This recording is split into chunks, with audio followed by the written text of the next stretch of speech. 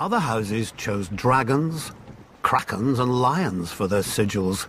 We Tullys took the trout, that most terrifying of fish, especially when it leaps out of the water. I suppose you don't have many options when you live in the Riverlands. Could have been worse. We could have been minnows or wheat. After all, we make a lot of it. Though a land doesn't get as fertile as ours just by water. The old river kings, storm kings, and the kings of the rock spilled blood here for thousands of years, squabbling like children over a new toy, until the Ironborn came and spanked them with their axes. Under Harren the Black, their kingdom stretched all the way to the God's Eye, where they built the largest castle Westeros had ever seen. Maesters teach that Harren was a fool, but he had some sense. If you're going to enslave and torture an entire people, you best have thick walls to hide behind. But the very day the last stone was laid in Harrenhal, Aegon Targaryen landed in Westeros.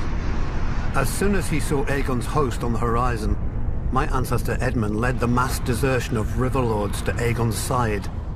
I doubt Harren even noticed. The problem with huge castles is they blind you to what's outside, both by their size and the arrogance they inspire. Not that the Ironborn ever lacked for that. They take pride in their ignorance of every trapping of civilization, though any baker could have told them that fire turns stone walls into an oven. And so Harren the Black finally lived up to his name, and the Riverlord swept the Ironborn back to the sea. In return for Edmund's service, House Tully was made Aegon's new Lord Paramount of the Trident, and all the other lords had to swear us fealty. But old habits die hard. The Riverlands are, and always have been, the middle child of Westeros, caught up in every fart from one lord at another. My ancestors knew that for the Tullys to survive, alliances must be made. Our trout has swum up so many rivers over the centuries and leapt onto so many plates that it's a wonder half the realm's sigils don't have fins by now.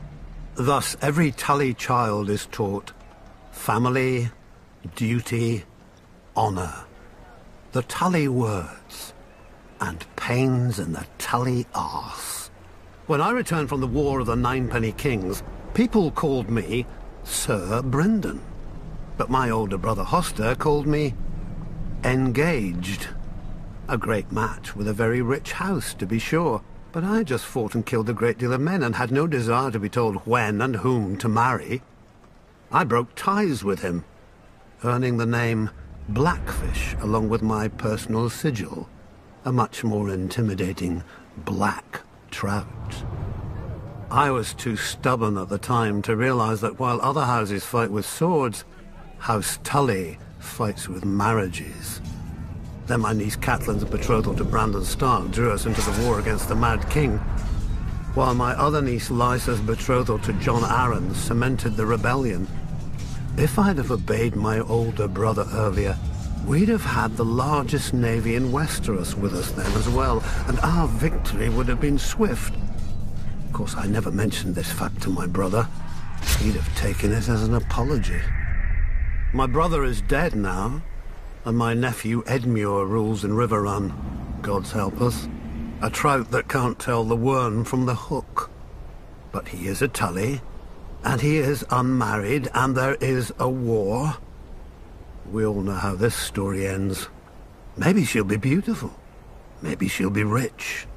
As long as she brings swords and men to House Tully, she could look like the fish we hang all over Riverrun. He'll honor his duty to family and swallow it. One blackfish per family can be overlooked. Two, and we'd have to change all those pretty banners.